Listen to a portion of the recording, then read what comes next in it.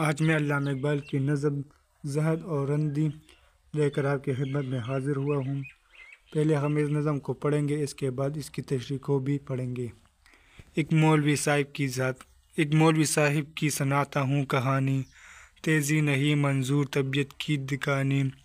شہرا تھا بہت آپ کی صوفی منشا کا، کرتے تھے ادب ان کا اعلیٰ و ادنیٰ، کہتے تھے کہ پنہاں ہے تصوف میں شریعت، جس طرح کے الفاظ میں مظہر ہے خمینی۔ لبریز میں زہد سے تھی دل کی صراحی، تھی تا ہمیں کہیں درد حیالی ہمیں دانی۔ کرتے تھے بیاں آپ کرامت کا، اپنی منظور تھی تعداد مریدوں کی بڑھانی۔ مدت سے رہا کرتے تھے ہم سائے میں میرے، تھی رند سے زاہد کی ملاقات پرانی۔ حضرت نے میرے ایک شناسے سے یہ پوچھا، اقبال کے ہے قمرائے شمشاد معنی؟ پابند احکام شریعت میں ہے ایسا، گوشیر میں ہے رشک کلیم و ہمدانی۔ سنتا ہوں کہ کافر نہیں ہندو کو سمجھتا ہے ایسا عقیدہ، اثر فلسفہ دانی ہے اس کی طبیعت میں، تشیع بھی ذرا سا تفصیل علی ہم نے سنی اس کی زبانی۔ سمجھا ہے کہ ہے راگ عبادت میں داخل، مقصود ہے مذہب کی مگر خاک اڑانی۔ کچھ اور اسے حسن فروشوں سے نہیں ہے عادت، یہ ہمارے شعراء کی ہے پرانی۔ گانا جو ہے شب کو تو سحر کو ہے تلاوت، اس رمز کے اب تک نہ کھلے ہم پیمانی۔ لیکن یہ سنا اپنے مریدوں سے ہے میں نے، بے داغ ہے مانند سحر اس کی جوانی۔ مجموعہ اجداد ہے اقبال نہیں ہے، دل دفتر حکمت ہے طبیعت حقانی۔ رندی سے بھی آگاہ شریعت سے بھی واقف، پوچھو جو تصوف کی تو منصور کا ثانی۔ اس شخص کی ہم پر تو حقیقت نہیں کھلتی، ہوگا یہ کسی اور اس اسلام کا بانی۔ القصہ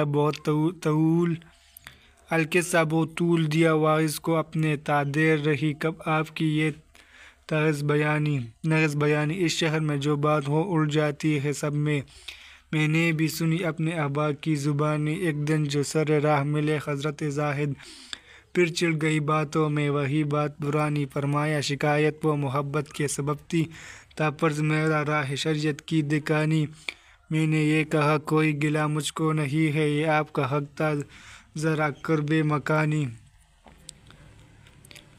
ہم ہے سر تسلیم میرا آپ کے آگے، پیری ہے تواضع کے سبب میری جوانی۔ گر آپ کو معلوم نہیں میری حقیقت، پیدا نہیں کچھ اس سے قصور ہمیں دانی۔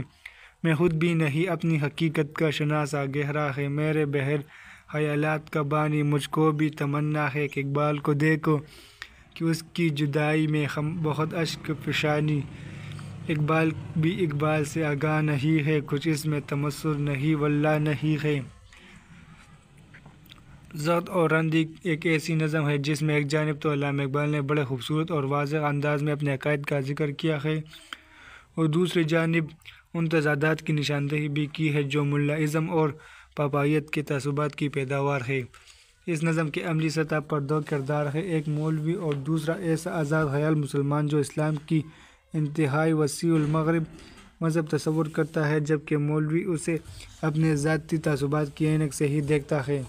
چنانچہ فرماتے ہیں معنی، صوفی منشا، صوفی مزاج، اعلیٰ علی کی جمع، بڑے لوگ، درد خیال، تلچٹ، خما دیوانی، سب کچھ جاننا، کلیم ہمدانی، ایران کے شہر ہمدان کا ایک شاعر، قرب مکانی، مکان کی نزدیکی یعنی پڑوس، تمسخر، مذاق۔ مطلب یہاں آپ کو ایک مولوی صاحب کی داستان سنانے لگا ہوں۔ میرے اس عمل کا مقصد قطعی طور پر یہ نہیں کہ محض اپنی طبیعت کی تیزی کا اظہار کروں، بلکہ کچھ ایسے حقائق ہیں جن کا تذکرہ ناگزیر ہے۔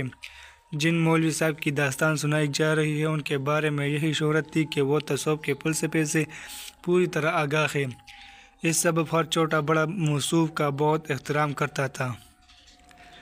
ان مولوی صاحب کا عقیدہ یہ تھا کہ تصوف کے فلسفے میں شریعت اس طرح پوشیدہ ہے جیسے الفاظ میں معنی چھپے ہوتے ہیں۔ ان کا دل بھی کہا جاتا ہے کہ زہد سے لبریز تھا، یوں بھی وہ خود کو بہت خیر و عاقل تصور کرتے تھے۔ اور کسی دوسرے کو خاطر میں بھی نہیں لاتے تھے۔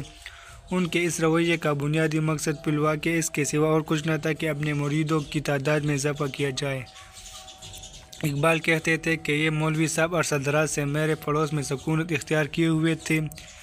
میں تو حیران ہی تھا، لیکن زہد کے ان دعوے داروں سے پڑوسی ہونے کے ناطے میری پرانی واقفیت تھی۔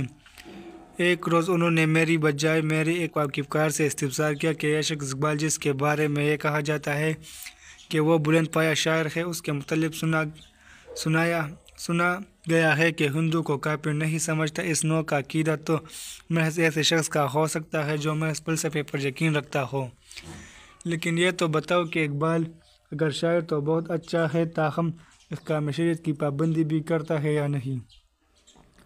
مزید برآں یہ بھی کہا جاتا ہے کہ اقبال کی فطرت میں شیعیت کے عقیدے کا بھی عمل دخل ہے، اس لیے کہ وہ خلفاء میں حضرت علی کو افضل تصور کرتا ہے۔ اس کے علاوہ راگ رنگ کو بھی عبادت کا ایک حصہ خیال کرتا ہے۔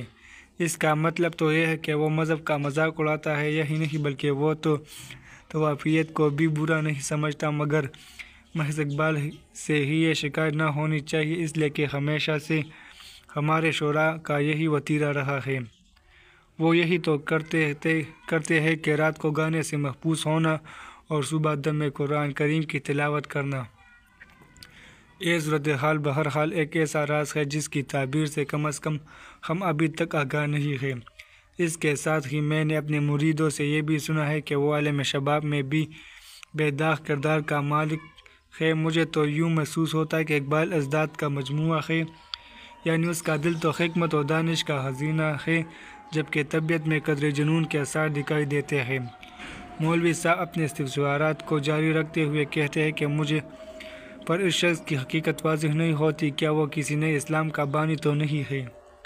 اقبال کہتے ہیں کہ ان کی لمبی چوڑی تقریر کافی دیر تک جاری رہی، چونکہ اس شہر میں کوئی بات چھپی نہیں رہتی تھی، اس لیے مولوی صاحب کے ارشادات کا ہر طرف جو چرچا ہوا اس کی داستان مجھ تک بھی پہنچی۔ اقبال کہتے ہیں کہ بعد میں ایک روز مولوی صاحب سر راہ اچانک مل گئے، ادھر ادھر کی باتوں کے بعد بولے، برا نہ منانا، وہ باتیں جو تم تک پہنچی دراصل وہ تو محبت کے سبب کہی گئی تھی۔ میرا مقصد تو تمہیں محض شیعیت کی راہ سے آگاہ کرنے کے سوا اور کچھ نہ تھا۔ اقبال کہتے ہیں اس مرحلے پر میں نے جواباً کہا کہ پڑوسی ہونے کے ناطے آپ نے جو کچھ فرمایا وہ یقیناً آپ کا حق تھا، مجھے اس پر کوئی گلہ اور شکایت نہیں۔ مولانا میں تو آپ کا نیازمند ہوں، ویسے بھی آپ میرے بزرگ ہیں۔ رہا یہ مسئلہ کہ اگر آپ میری حقیقت سے آگاہ نہیں تو اس پر حیرت بھی نہیں ہوتی، نہ ہی اس میں کسی دانش کا دخل ہے،